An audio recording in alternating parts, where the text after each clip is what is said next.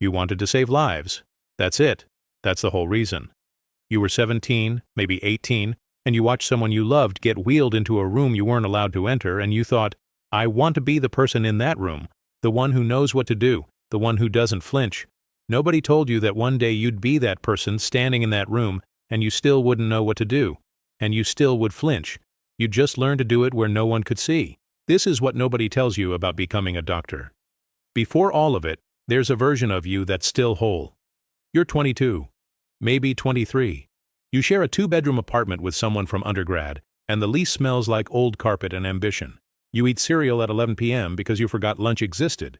You call your mom on Sundays, not because you're supposed to, but because you actually want to. You have a group chat that's still active. You have a hobby. Something ridiculous like rock climbing or making sourdough bread. And you don't feel guilty about it yet. You still believe in the version of medicine you saw on television. The brilliant diagnosis.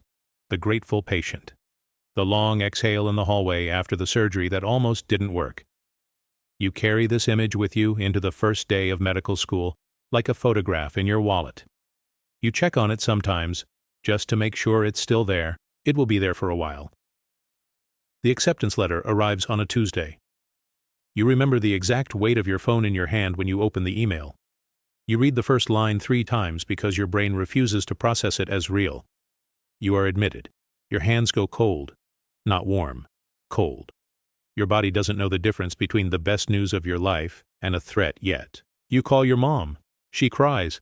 Your dad makes a noise you've never heard him make before, something between pride and relief, and you realize he was more afraid than he ever let on. You go out that night. You drink something expensive that you can't afford.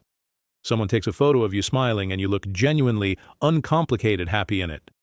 That photo will feel like it belongs to a different person within 14 months. Congratulations, you just got into medical school. The decade that follows will be the most impressive and the most quietly devastating thing that has ever happened to you. The first thing that goes is time. Not gradually, immediately. Medical school doesn't ease you in. It opens a door and shoves you through it, and the door locks behind you. You're studying 12-14 hours a day by week 3, and this doesn't feel like an emergency to anyone around you because everyone is doing the same thing. Misery at scale stops looking like misery. It starts looking like normal. Your group chat goes quiet.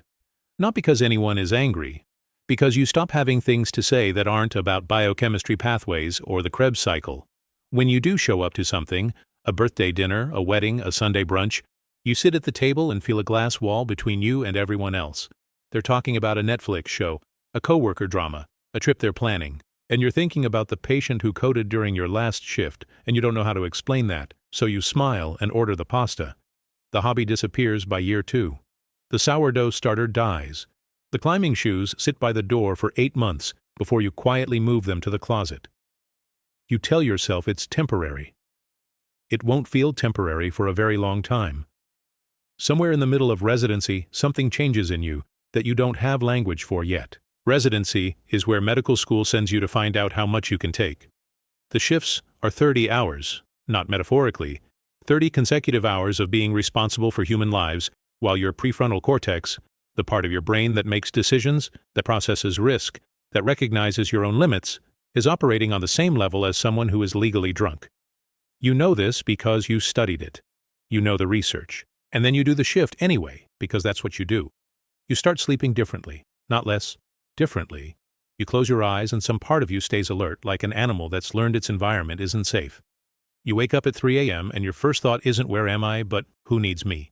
You carry a pager for years, and even after you stop, years later, you'll still feel phantom vibrations on your hip. Your relationships bend under the weight. Some break cleanly, some break slowly, over so many small cancellations and missed dinners, and I'm sorry, I'm just so tired that by the time it's over, you're not even sure when it started ending. You go to a colleague's wedding and you realize you haven't been in a relationship for 2 years, and you don't know when that happened. You tell yourself you'll fix it when things slow down. Things don't slow down. The paranoia arrives quietly, and you almost miss it because you're too tired to notice things quietly.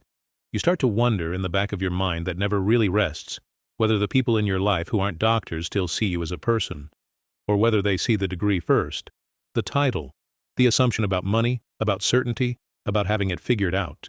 You're at a family gathering and your uncle asks you about his knee, and you answer him, and then someone else asks about their medication, And you answer that too. And by the end of the night, you realize you haven't had a conversation that wasn't a consultation.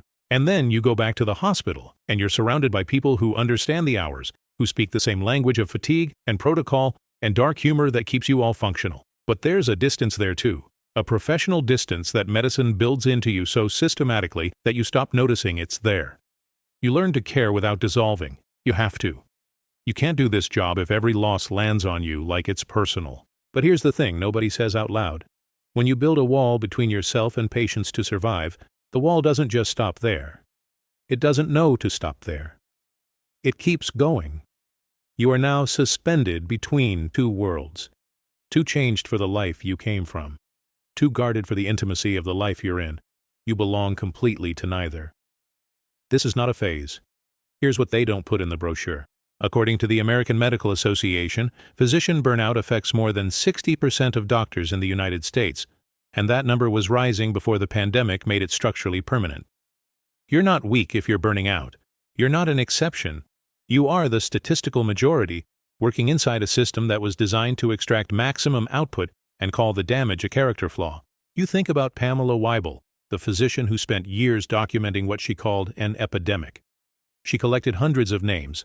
Doctors who died by suicide, whose deaths were attributed to causes that didn't mention the 100-hour weeks, the insurance denials, the emotional labor that had no official weight on any chart. She built a memorial. Because someone had to count them. The suicide rate among physicians is twice the national average. For female physicians, it's 3 to 4 times higher. These are not anomalies. There is a name in that data for every person who started with a photograph in their wallet, the one where they looked uncomplicated happy, and ended somewhere that photograph never anticipated. Here's another number. The average medical student graduates with $250,000 in debt, not credit card debt. Medical school debt, which compounds interest the way debt is designed to, through every year of residency, where you earn roughly $60,000, while working hours that, if you were paid by the hour, would be illegal in most developed countries. You chose this. You know you chose it. That's the part that makes it impossible to complain about, which is also why so many doctors never do. Which is also why the system never has to change. And then there's the thing that happened to Lorna Breen. Emergency medicine physician, medical director of a Manhattan hospital. She died in April 2020. What she saw during the first wave was described by colleagues as something from a different century of medicine, overwhelmed so complete that the infrastructure of care collapsed under it. She had no history of mental illness. She sought help. She was afraid that seeking help would cost her her medical license. She was right to be afraid. In many states, she would have been right. The law that now bears her name, the Dr. Lorna Breen Healthcare Provider Protection Act, was signed in 2022. It was a beginning. It was also 2 years too late for her. There's a moment, maybe year 8 or 9, where you're sitting in a parking garage after a shift that lasted so long that the light has changed completely. You went in at dawn, you're coming out at dusk, or the other way around, and you've lost track of which. And you think something that stops you cold. You think, I don't know who I am outside of this. And then the worst thought, immediately after, I'm not sure there's a me outside of this anymore. You became a doctor at the exact age when most people are figuring out who they are. And medicine is not a job that leaves room for that process. It colonizes your identity so completely, so efficiently, that the line between I am a doctor and I am a person who happens to be a doctor disappears somewhere in residency, and you don't notice until you're sitting in a parking garage wondering what you would even do with a free day. Not what you'd want to do, whether you'd know how to want anything at all. And here is the truth that is bigger than medicine, bigger than you, bigger than the hospital.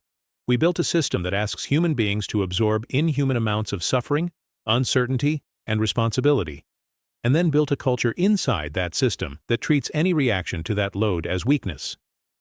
We selected for people with the most capacity for endurance, and then used that endurance against them. We called it dedication.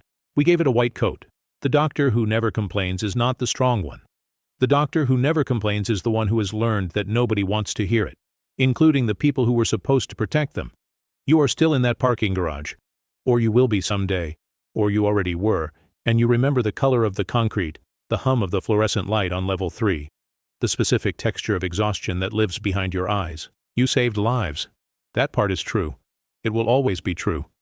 Somewhere there is a person who is alive because of a decision you made under conditions that would have broken someone with less training, less drive, less willingness to dissolve themselves into the work. But here's what nobody says at the white coat ceremony. what nobody puts in the acceptance letter, what nobody mentions when they ask you why you want to go into medicine, and you give the answer you were supposed to give. The system didn't break you. It worked exactly as designed. It needed someone willing to give everything. You were willing. And that was always going to be the problem.